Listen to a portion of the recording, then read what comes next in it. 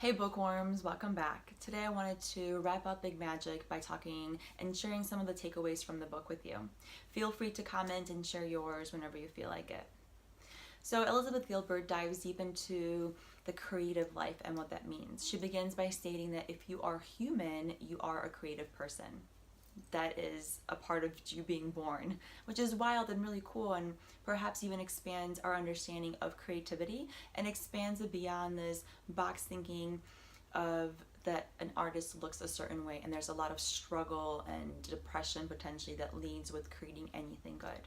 She actually talks about how joy should be our dial and that joy is indicative of pursuing something further or of creativity in itself.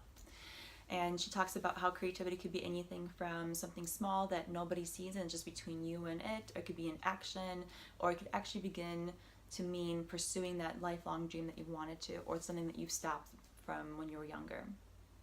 So to be human is to be a creative person, and you do not need anyone's permission to go on your creative adventure or to create anything. And if you need it, she provided one in the book. So you have permission to create whatever it is that your heart desires. And the idea is to create something that you are curious about. So there's two different types of individuals, and she talks about that. Some individuals who know their passion and they pursue something and they're really fulfilled by doing that. Other individuals can spend their whole lives going by and like, what is my passion? I'm into a lot of different things. And she says that it's totally okay to do that as well. And as long as you are constantly paying attention to things that you are curious about, then you will lead a very interesting life at the end, because you've tried multiple different things and you've lived life to the fullest, and a very creative, interesting life at that. So I would encourage you to explore your curiosity further on too. I, for instance, took on calligraphy.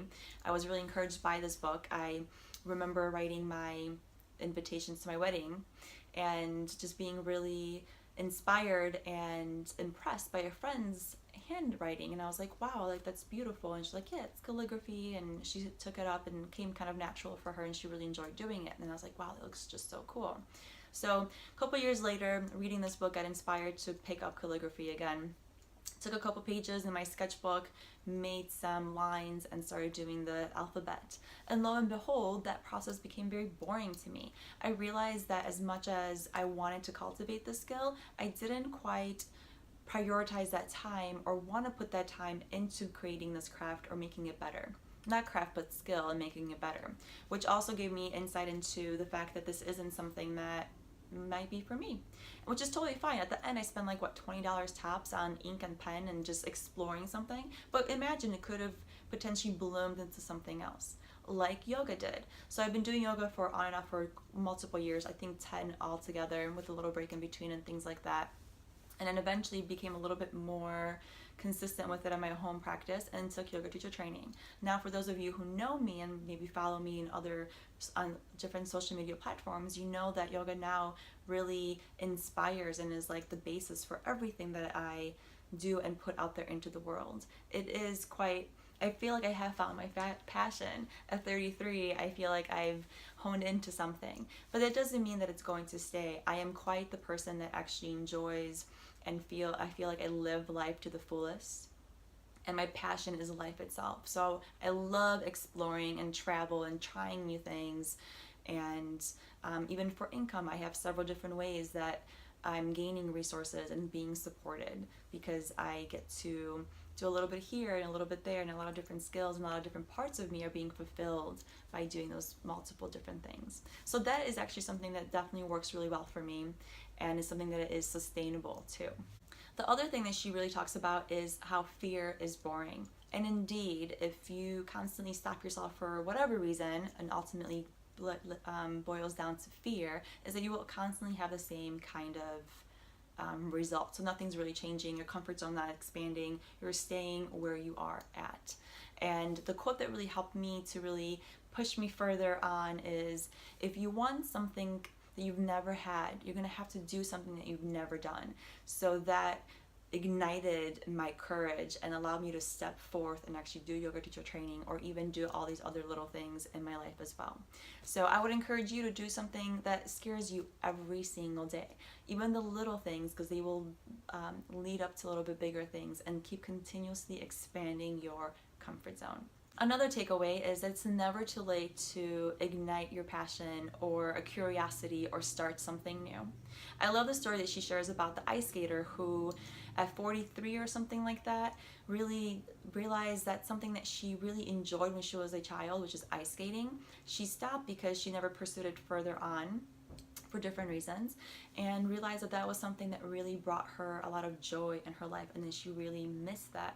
So at 43, she was the oldest woman in the ring, but it brought her back to her youthfulness and gave her a lot of joy and fulfilled her. So then she showed up in the world from a place of abundance versus lack. Lastly, Elizabeth Gilbert reminds us to do whatever it is that we want to do and not put so much pressure on making money with it, or even thinking about it in that way. Just really doing it for the sheer joy of doing it.